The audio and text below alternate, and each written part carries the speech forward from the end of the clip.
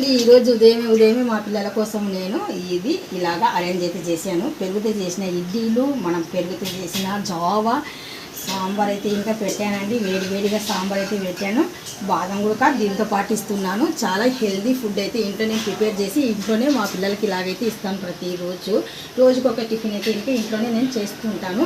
ఇడ్లీలు అయితే ఈరోజు నేను పెరుగుతో చేశానండి. చాలా చక్కగా వచ్చాయి, స్మూత్ స్పాంజీ లాగా వచ్చాయి, సూపర్ డూపర్గా వచ్చాయి. చూద్దాం అయితే ఇంకొకసారి చూడండి మీరే, ఎంత చక్కగా ఎంత స్పాంజీగా చూడండి, లోపల చూడండి సూపర్గా వచ్చాయి కదా, ఎంత జాలీగా ఉన్నాయి చూడండి. పెరిగి వేసి చేశానండి నేను. చాలా స్మూతీగా స్వాంజీగా చక్కగా వచ్చాయి. మీకు ఈ వీడియో నచ్చినట్టయితే డెఫినెట్గా ఒక లైక్ అయితే చేయండి, షేర్ చేయండి, కామెంట్ చేయండి, సబ్స్క్రైబ్ అసలు మర్చిపోకండి. Thank you so much. అల్లా హాఫీజ్. ఈరోజు అయితే ఇంకా మనం ఇడ్లీ చేస్తున్నాము. చాలామందికి ఇడ్లీలు పెట్టినప్పుడు మీతో పాటు నాకు కూడా ఇడ్లీ అనేది మనకు చాలా గట్టిగా వచ్చేదన్నమాట. ఈరోజు నేను తెలుసుకుంది ఏంటంటే ఇడ్లీ బాగా స్మూతీగా స్పాంజీగా మెత్తగా రావాలంటే అయితే ఈరోజు చేసి చూపిస్తున్నాను చూడండి. ఇప్పుడు నేను 2-3 సార్లు పెట్టాను, ఆ విధంగా చాలా మెత్తగా వచ్చింది ఇడ్లీ.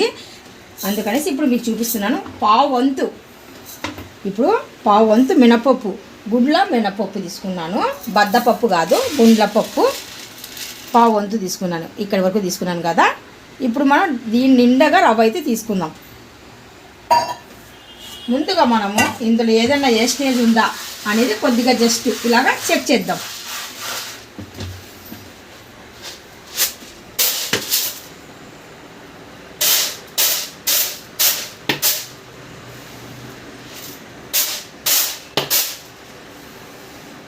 ఇలాగా వేస్టేజ్ అయిపోయిన తర్వాత ఇప్పుడు ఒక గిన్నె తీసుకొని ఆ గిన్నెలో నేను పప్పునైతే ఈ మాదిరిగా అయితే వేసాను. ఇంకా ఇందులో నేను వాటర్ వేయలేదు, ఎందుకంటే రవ్వ ఎంత తీసుకుంటున్నానో మీకు చూపించాలి కదా. అందుకని ఇప్పుడైతే ఇంకా పావు వంతు మినపప్పు తీసుకున్నప్పుడు మనము ఒక డబ్బా నిండగా రవ్వ అయితే తీసుకుంటున్నాను. ఈ రవ్వ కూడా చూడండి, మనం పెద్దగా స్పెషల్గా కొన్న రవ్వ అయితే కాదు, మామూలుగా మనకు డిమార్ట్లో దొరికే రవ్వ అయితే ఇంకా తీసుకున్నాను. అది లూజే, చూస్తున్నారు కదా. ఇది 1/2 కిలో అండి, మనకు కరెక్ట్గా 1/2 కిలో. ఇంకా అంత నిండా కూడా రాదు, లెవెల్గా వస్తే 1/2 కిలో అనమాట. నేను ఇంకా నిండుగా అయితే తీసుకున్నాను. ఇప్పుడు మనం ఈ రవ్వని పప్పు కంప్లీట్ చేయండి మీరు ఎంత ఉందో. 1/2 కిలో పప్పు తీసుకుంటే చూస్తున్నారు కదా, ఈ మాదిరిగా అయితే ఇంకా మనం రవ్వ తీసుకున్నాము. ఇక్కడైతే మనము పప్పు అయితే ఇలా తీసుకున్నాము. మినపప్పు అడుగున ఉన్న పొట్టు ఇది, సరేనా. ఓకే, ఒక గిన్నె తీసుకొని ఆ గిన్నెలో నేను ఇందాక వేసిన రవ్వని అయితే వేసాను. ఇప్పుడు సమానంగా చూడండి, పావు వంతు మనం మినపప్పు తీసుకున్నాం. గుండ్లతో ఉన్న పప్పు రౌండ్గా. బద్దపప్పు అయితే మనకు రుబ్బు అనేది అంత రాదు, అందుకనేసి గుండ్ల పప్పు తీసుకుంటే రుబ్బు అనేది చాలా బాగా వస్తుంది. ఇప్పుడు మనము 1-2 సార్లు నీట్గా రవ్వ అయితే కడిగేద్దాం.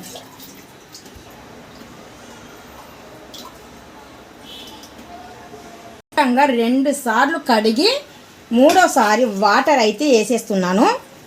బాగా మనకు రవ్వ మునిగిపోవాలి, ఆ విధంగా అయితే మనం వాటర్ వేసేద్దాము. 2 సార్లు శుభ్రంగా కడిగిన తర్వాత ఇది 3వసారి వాటర్ అయితే వేసాను. ఆ తర్వాత ఇది కూడా మినపప్పు కూడా సేమ్ మనము 2 సార్లే శుభ్రంగా ఇలాగా కడిగేద్దాము. ఇంకా కొద్దిగా కల్లుప్పు వేసి వదిలేస్తున్నాను. రవ్వతో పాటు ఇది కూడా మనం వేసామనుకోండి, కొద్దిగా మనం మళ్ళీ 3వసారి ఈ నీళ్ళు కూడా వంపేస్తాం కదా, ఇడ్లీ నూక అనేది మురికి అంతా వదిలేసి ఇడ్లీ మల్లెపూలాగా తెల్లగా వస్తుంది.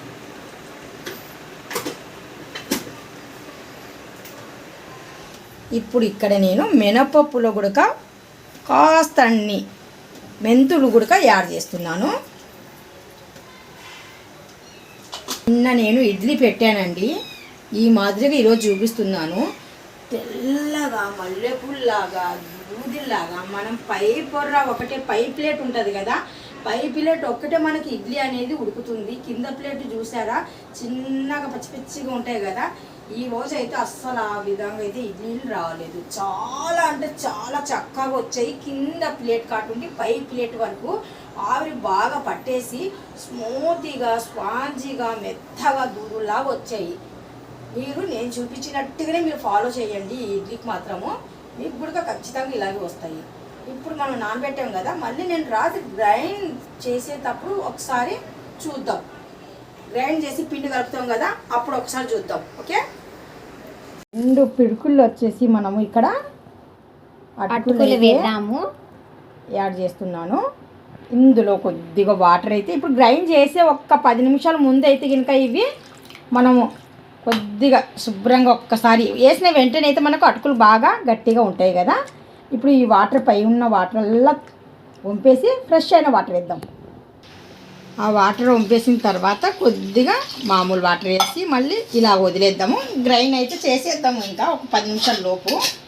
చూస్తున్నారు కదా మినపప్పు ఎంత పెద్ద సైజ్ అయిపోయిందో నానేసి.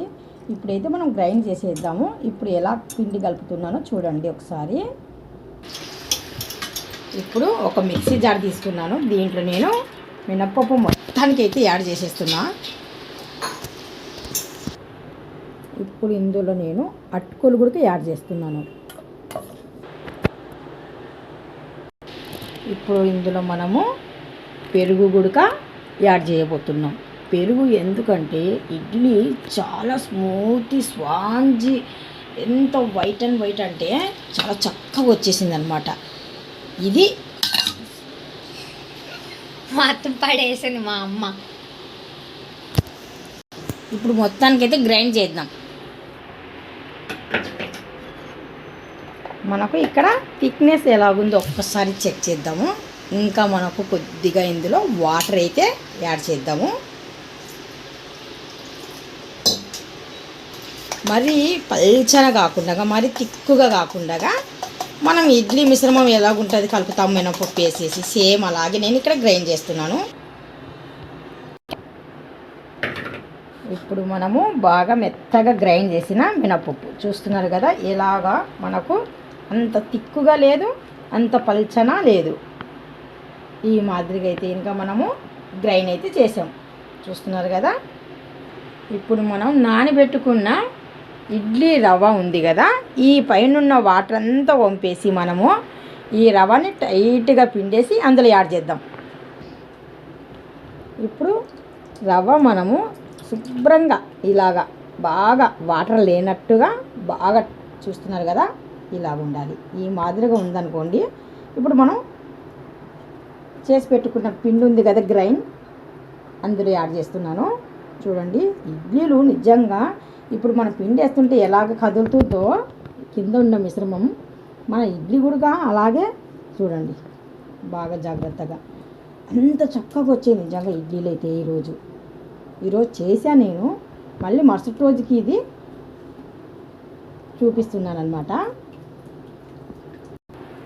మొత్తానికి ఇడ్లీ రవ్వ ఇలాగే పిండి టైట్గా మనము ఈ మిశ్రమంలో వేసేద్దాం.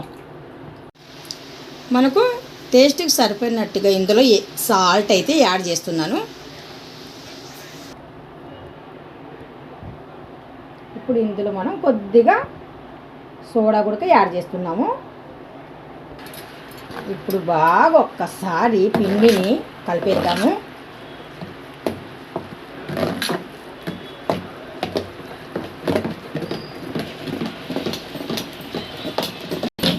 నేను మామూలుగా అయితే ఒక బాక్స్ డబ్బాలో వేసి కవర్ చేసేద్దాం అనుకున్నాను. కాకపోతే మీకు ఇంకా క్లారిటీగా నీట్గా చూపించేద్దామని ఒక చిన్న బేసన్ తీసేసుకొని అందులో కలిపి చూపిస్తున్నాను మీకు. అంటే ఎంత చక్కగా కలుపుతున్నానో ఏటో ఇదంతా మీకు చూస్తే ఇంకా పర్ఫెక్ట్ అయిన ఇడ్లీ మీరు కూడా చేయగలుగుతారు. స్పాంజీ లాగా మెత్తగా. ఇప్పుడు చూడండి మనం ఇవన్నీ వేసిన తర్వాత ఇప్పుడు మనం పిండి కలిపేటప్పుడు ఇంకా చిన్న చిన్న బొబ్బల్స్ అనేవి మొదలైనాయి. ఎందుకంటే మనం పెరుగు వేసాం కదా. చాలామంది సోడా వల్ల అనుకుంటారు, కాదు పెరుగు వల్ల కూడా మనకు బబల్స్ చిన్న చిన్నటివి అయితే ఇంకా వచ్చేస్తాయండి. ఇలాగ వేసిన వెంటనే దగ్గరికి చిన్నగా వచ్చి చూపించు పాప. చిన్న బబల్స్ అనేటివి మీకు చిన్న చిన్నటివి అలాగే వేరుపడుతూనే ఉంటాయి. చూడండి దగ్గరికి రండి, చిన్న బబల్స్ స్మాల్గా. ఇప్పుడు ఇది మనం బాగా కవర్ చేసేసి వదిలేద్దాము. మనకు ఉదయం లోపు పిండి ఎంత బాగా పొంగితే ఇడ్లీ కూడా అంత బాగుంటుంది. కానీ ఏ మాత్రం పొంగుతుందో చూద్దాం. మనం రాత్రి రుబ్బి పెట్టుకున్న ఇడ్లీ పిండి మనకు రెడీగా ఉంది. ఇప్పుడు మనం ఇడ్లీ పెట్టడం లేదు. అయితే ఇక్కడ మనం పిండి అయితే చూసేద్దాము రండి. ఇది ఒక పాత్ర తీసుకొని ఇడ్లీ పాత్ర, దాంట్లో నేను సరిపోయినట్టుగా అడుగున వాటర్ అయితే యాడ్ చేశాను.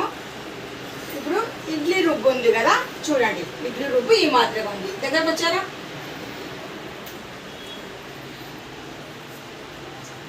ఇడ్లీ రుబ్బు ఈ మాదిరిగా ఉంది. అంటే మనకు ఇప్పుడే పొంగుతుంది అనమాట పిండి బాగా.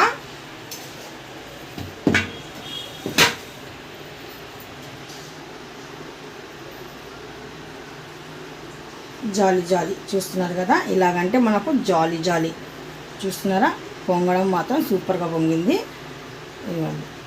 చాలా బాగుంటుంది. ఇలాగైతే థిక్నెస్ కూడా అంత ఎక్కువగా లేదు, లూజ్ అంత లేదు. ఇప్పుడైతే ఒకసారి మనం బాగా కలిపేద్దాం. ఇలాగా కలుపుతుంటేనే చిన్న చిన్న బొబల్స్ అనేటివి చూడండి చక్కగా ఎంత బాగా వస్తుందో. ఇప్పుడు ఇడ్లీ పెట్టేటప్పుడు ఒక 10 నిమిషాల ముందే నేను ప్లేట్లను కొద్దిగా తడిపేసి జస్ట్ అలా పెట్టాను. కొద్దిగా డ్రై అయిన తర్వాత మనం ఇడ్లీ మిశ్రమాన్ని ఇలాగ పాత్రల్లో అయితే ఇంకా నింపేస్తున్నాను. మరి నిండుగా వేయకుండా నేను 1 ఇంచు వదిలేసి ఆ తర్వాత ఇడ్లీ మిశ్రమం అయితే ఇంకా ఈ ప్లేట్లలో అయితే ఇలా వేస్తున్నాను. మనకి ఇడ్లీ ఉడికేలోపు కరెక్ట్గా ప్లేటు అంచు ఉంది కదా, అంతవరకు వచ్చేస్తుంది. అందుకని ముందుగా మనము నిండుగా నింపకుండా కొద్దిగా ఎల్తీగా నింపాలి. ఒక ప్లేట్ అయితే నింపేసి నేను ఆల్రెడీగా పాత్రలు అయితే పెట్టేసాను. ఇంకా రెండో ప్లేట్ కూడా సేమ్ ఆ మాదిరిగానే పెట్టేద్దాం. మొత్తానికైతే 3 ప్లేట్లు అయితే ఇంకా మనం కవర్ చేసేసాము. ఇప్పుడు మనం స్టవ్ వెలిగించేసి మనము ఈ పాత్రని స్టవ్ మీద పెట్టేస్తున్నాను. నేను 25 మినిట్స్ వచ్చేసి హై పెట్టేస్తాను, 5 మినిట్స్ వచ్చేసి లో పెడతాను, చివరిలో సిమ్లో పెట్టేస్తాను పూర్తిగా. ఇప్పుడైతే ఇంకా నేను 25 మినిట్స్ వచ్చేసి నేను హైలోనే పెట్టేస్తాను. ఇప్పుడు నేను టైం కూడా చూసుకుంటాను అనమాట. గ్యాప్ లేకుండా బాగా కవర్ చేసి వదిలేద్దాం. సరే, ఇడ్లీ ఉడికిన తర్వాత చూద్దాం. ఇప్పుడు చూద్దాం. మనము 25 మినిట్స్ హై పెట్టాము, తర్వాత మీడియం పెట్టామన్నమాట. ఇడ్లీలు మనకు చక్కగా అయిపోయినాయి. ఇప్పుడు మొత్తానికి ఒక్కొక్క ప్లేట్ తీసి చూద్దాం. మొత్తానికి ఇడ్లీలు అయితే మనకు రెడీ అయిపోయినాయి. ఈ ప్లేట్ మనకు చల్లగా అయిపోయింది. చల్లగా అయిపోయినాక తీస్తే ఇంకా మనకు ఇడ్లీ అనేది పర్ఫెక్ట్గా వస్తుంది. ఇది ఇంకా పొగలు అనేది కమ్ముతుంది చూడండి. ఈ పొగలు వస్తుంటే ఇంకా మనకు ఇంకా ఇడ్లీ అనేది వేడిగా ఉంటే ఇంకా తీయడానికి కొద్దిగా అంత అందంగా రాదు. అందుకనేసి నేను ఈ ప్లేట్ అయితే తీసి చూపిస్తున్నాను మీకు. ఈ ప్లేట్ మనకు పూర్తిగా ఎక్కడ పొగలు లేదు, చల్లగా అయిపోయింది. అంటే గోరువెచ్చగా ఉందన్నమాట. ఈ మాదిరిగా ఉంటే ఇంకా మనం ఇడ్లీలు చక్కగా తీయవచ్చు. ప్లేట్ ఎప్పుడైనా కానీ సరే కొద్దిగా చల్లగా అయిన తర్వాత తీస్తేనే ఇడ్లీ అనేది చాలా అందంగా నీట్గా వచ్చేస్తుంది. అంచులు అనేది చిన్న స్పూన్తో మనం ఇలాగ అంచులు తొలగించేసి మనం లేదంటే క్లాత్ వేసామనుకోండి, వెంటనే మనం క్లాత్ తిరిగేస్తే కనుక ఇడ్లీ మొత్తానికి పడిపోతుంది. అలాగైతే ఇంకా బెటరు. క్లాత్ వేస్తే కనుక నేను ఇక్కడ క్లాత్ లేదు మన దగ్గర, అందుకనేసి క్లాత్ అయితే వేయలేదు. మామూలుగా ప్లేట్లలోనే పెట్టేస్తాను నేను. చక్కగా వచ్చేస్తాయి ప్లేట్లలో పెట్టినా కానీ సరే. ఇప్పుడు నేను ప్లేట్తో తిరిగేస్తున్నాను చూడండి. మీ ఎదురుగానే ఎంత చక్కగా స్మూత్గా ఉంటాయో ఇడ్లీలు చూడండి. ఎంత రవ్వలాగా ఎంత చక్కగా ఎంత బాగా కనిపిస్తున్నాయి చూడండి. ఇప్పుడైతే పొగలిటి పక్క అయితే బాగా కమ్ముతున్నాయి చూస్తున్నారు కదా. టేస్టీ ఇడ్లీలు.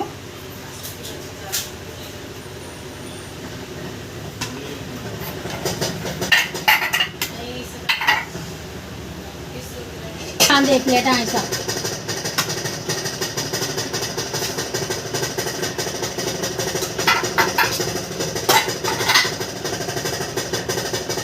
చూస్తున్నారా, మనము పెరుగుతో చేసిన ఇడ్లీలు అండి ఇవి. పెరుగుతో చేసాం కదా, అందుకనేసి చాలా మెత్తగా ఎంత స్పాంజీగా ఎంత రవ్వగా ఎంత ఇదిగా ఉంది చూడండి. ఇడ్లీ చాలా చక్కగా సూపర్గా వచ్చాయి.